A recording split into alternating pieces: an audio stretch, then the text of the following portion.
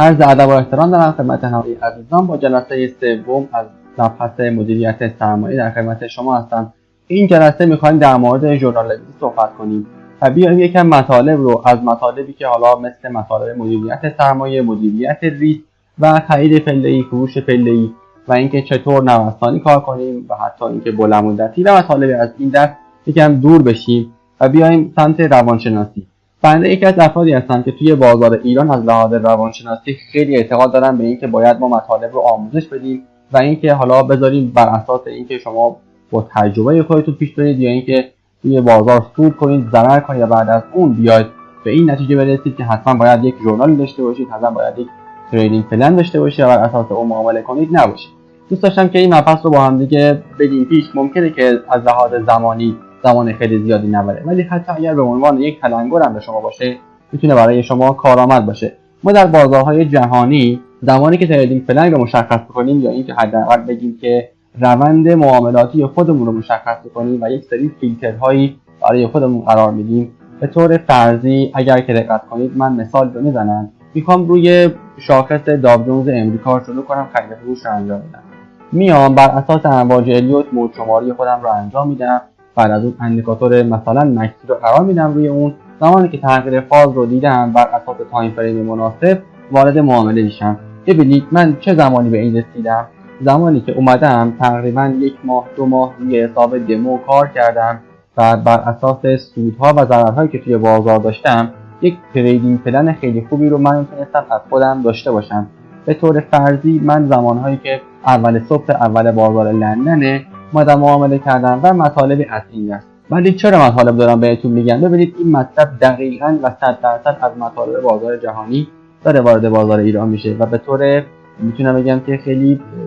دست و پا شکسته دارم من برای شما این توضیح میدم. به خاطر همین دوست دارم که این مطالب با من جلوتر بیاید. شاید فرق خیلی زیادی بین ژورنال نویسی و تریدینگ پلن نباشه و نتونم خیلی مطلب رو حالا خیلی مثال زیادی بزنم یا این، ولی بهتون میگم ببینید ما زمانی که تریدینگ پلن رو مینویسیم و مطالب جزئی و ریزکاری رو مینویسیم، حتی از اینکه چه مقدار میخریم، چه تعداد میخریم، سهم خودمون رو با چه قیمتی داریم میفروشیم، چه میزان دوست داشتیم سود کنیم ولی فلانی به این گفته که زودتر بیایید، همه اینها رو باید شما توی تریدینگ پلن یادداشت کنید و یه جورایی مثل جعبه سیاه شما باشه. و زمانی که شما یا هر کسی دیگه ای که بخواد بفهمه شما چه کاره اید، اگر تریدینگ پلن شما رو باز کنه ممکنه که متوجه نشه و حتی اونقدر شلوغ باشه که شما چون داخلش اهداف خودتون رو نوشتید و مطالب از این دست اصلا متوجه نشید. پس میام یک پله جلوتر میریم و زمانی که تریدینگ پلن خودمون رو نوشتیم، حالا بر اساس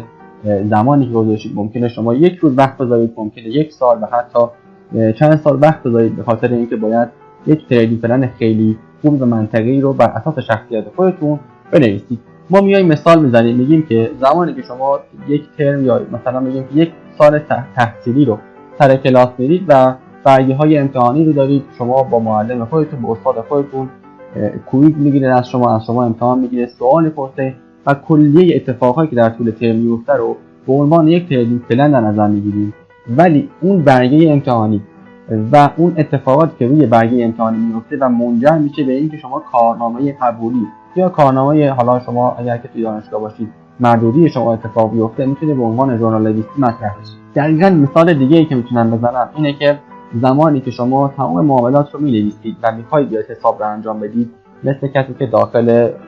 بازار داره کار میکنه، یک دست فاکتوری داره، یک انبارگردانی انجام میده، شما هم باید دقیقاً همینطور باشید. بیاید از حساب کارگزاری خودتون برداشت کنید، بیاید اون مقداری که نیاز دارید رو بذارید داخل حساب خودتون و حتی اون اکسلی که کارگزاری بهتون میده قشنگ میاییدش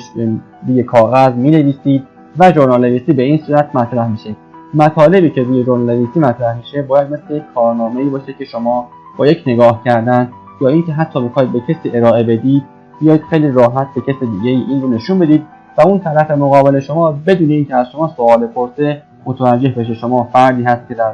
طول ماه یا در طول سال به سود میرسید یا اینکه به ضرر میرسید. حتی اگر به سود میرسید با چند درصد ریسک و مطالب از این دست. مطالب مهمی که معمولا من خودم توی ژورنال خودم مینویسم به این صورتی که اینجا میارم، ولی شما ممکنه که ژورنالی که مینویسید و مطالبی که تحت عنوان کارنامه خودتون باشه با این مطالب فرق داشته باشه. من ژورنال خودم رو بر اساس یک سری از فیلترهایی می‌نویسم و زمانی که این فیلترهای من تایید شد سهم رو سیگنال میکنم به سهم رو حتی میخرم و اون رو میفروشم. اولین موردی که من همیشه یادداشت میکنم برای سهمام اینه که میام حد سود و حد ضرر رو مشخص میکنم و اگر که نسبت ریسک به ریوارد من حداقل 2 برابر باشه، یعنی اگر که من قرار باشه 10% ضرر بدم باید حداقل من 20% سود بکنم که وارد این معامله بشم، اگر نه این معامله من میشه معامله 50-50 و حالت قمار پیدا.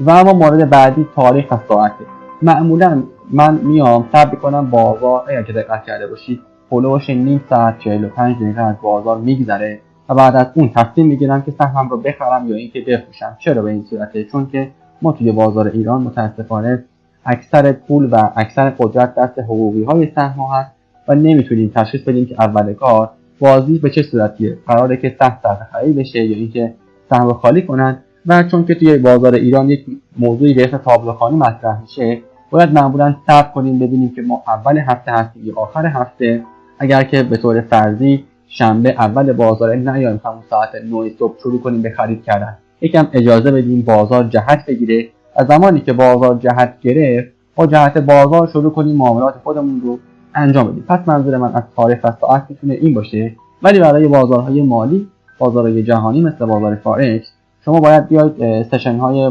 مشخص رو، به طور مثال اگر که توی بازار لندن هستید، اگر که توی بازار امریکا هستید و مطالب از این دست رو یا حتی تایم فریم های 4 ساعته، روزانه، 1 ساعته رو بررسی کنید و داخل اون ژورنال خودتون، حالا اگر که به عنوان یک کارت دیگه داخل کارت تیک بزنید، اگر که روی برگه شما، اگر روی برگه تریدینگ پلن شما هر نکته‌ای که می‌دونید به هر نحوی که بلد هستید بیاد اینا رو برای خودتون فیلتر کنید. مورد بعدی که خیلی دلیل مهمی هست دلیل ورود و خروج. ممکنه که شما استراتژی داشته باشید ولی استراتژی شما یکی یا 2 تا نباشه. به طور مثال من میام با امواج الیوت اول کار بررسی رو انجام میدم، سیگنال خریدم رو میگیرم، ولی بعد از اون میام اندیکاتور قرار میدم و سیگنال فروش میگیرم. پس من باید بدونم زمانی که میخوام وارد سهمی بشم با توجه به گذشته‌ای که از خودم سراغ داشتم و روی اون تریدینگ پلن اومدم استراتژی خودم رو تعریف کردم، میدونم که زمانی که مثلا با اندیکاتور مکسی وارد میشم نسبت ضرر من بیشتر میشه، بیشتر وارد ضرر میشم تا زمانی که با الیوت وارد میشم. پس میام دلیل خودم رو مینویسم و زمانی که این دلیل برای من چه ورود چه خروج، اگر که دلیل وارد شدنم به اون صورت رو مینویسم و زمانی که میخوام اصلا خارج بشم مینویسم دارم پله‌ای خارج میکنم پولم رو یا اینکه پله‌ای نیست و با یک نگاه کردن خیلی ساده روی این ژورنال خودم متوجه میشم سهم به فرد، سهم ذوب‌آهن رو من 10 میلیون داخل سودم دارم به صورت پله‌ای خارج میکنم و با یک نگاه چشم دیگه نمیخواد بشنم حساب کنم وارد محاسبات سنگین بشم، نقطه سر به سر من چقدر بود، الان چقدر توی سودم. نه، اصلا نیاز به این چیزا نیست. به خاطر همینه که میگم بنویسید ژورنال رو. یک کاغذی روی یک کارت میتونید یادداشت کنید و دلیل خودش رو بنویسید. اگر به حد سود رسید لطفاً بنویسید حد سود چارت شد و از اینجا به بعد دارم ریسک میکنم. اگر هم حد ضررتون فعال شد بگید حد ضررم فعال شد و برید دنبال دلیل. و اما به عنوان آخرین موضوع و مهمترین موضوع بحث ژورنال نویسی و تریدینگ پلن این میتونه باشه که بیاید از لحاظ روحی بنویسید که توی چه وضعیت هستید. اگر که حالا خدایی نکرده توی وضعیت خوبی نیستی، تحت فشاری، شما نزدیک آخر ماه میخواید قسطی پرداخت کنید، بنویسید که من به خاطر اینکه مجبور بودم آخر ماه قسطم رو در بیارم اومدم سهم رو خریدم، یا اینکه با همکارم دعوام شده وضعیت روحی خوبی نداشتم اومدم سهم رو خریدم و نفهمیدم چی شد، یا اینکه حتی مطالب از این دست. این مطالب رو خودتون دیگه استاد نیازی به توضیح نیست. فقط یک بار دیگه بهتون بگم ما زمانی که داریم تریدینگ پلن رو می‌نویسیم مثل این میمونه که در طول ترم درس رو میریم یاد بگیریم، میریم کلاس، میریم پیش استاد رفع اشکال میکنیم، مطالب رو استاد تدریس میکنه، ما آموزش می‌بینیم، مثال حل میکنیم. ولی ژورنال نویسی مثل اون آخر ترم میمونه که ما مطالبمون رو میخوایم ارائه بدیم به استاد، میخوایم بریم کارنامه خودمون رو بگیریم و با یک عدد به طور فرضی میگن که شما عدد نمره 14 رو گرفتی برای درس ریاضی. این نشون دهنده اینه که من خیلی توی این درس خوب نبودم، خیلی هم ضعیف نبودم و مطالبی از این دست. امیدوارم که مطالب ژورنال نویسی و تریدینگ پلن برای شما به طور کامل جا افتاده باشه. اگر که هر گونه سوالی بود یا هر مشکلی برای نوشتن تریدینگ پلن خودتون داشتید یا حتی اگر که شما تریدینگ پلنی دارید ولی بهینه نیست، منظور من اینه که لبه خوبی نداره. ما اصطلاحاً توی بازارهای مالی به میزان سوددهی که یک استراتژی در ماه داره میگیم لبه، و معمولا لبه‌هایی که بیش از 10% باشن رو بهشون میگیم لبه‌های مفید، لبه‌هایی که سودده هستن، و لبه‌هایی که حالا سود به نسبت ضررشون کمتر از 10 باشه میگیم که این لبه‌ها خیلی برای بازار خوب نیستن. و زمانی که شما مشکلی دارید برای این، میتونید از بنده کمک بگیرید، از پشتیبان‌ها کمک بگیرید. انشالله زمانی که استراتژی رو جلسه آینده بهتون توضیح دادم و این سه تا استراتژی که بهتون آموزش میدم رو استفاده کنید، ولی یک خواهش میکنم داخل تریدینگ پلن خودتون فعلا نیاریدش، به عنوان یک آزمون خطا از اینها استفاده کنید و بعد از اینکه تمام مباحث تموم شد انشالله تقریبا یک ماه آینده با یک ژورنال خیلی خوب و تریدینگ پلن خیلی خوب توی وبینارها با هم دیگه صحبت رو انجام خواهیم داد. همگی خسته باشید.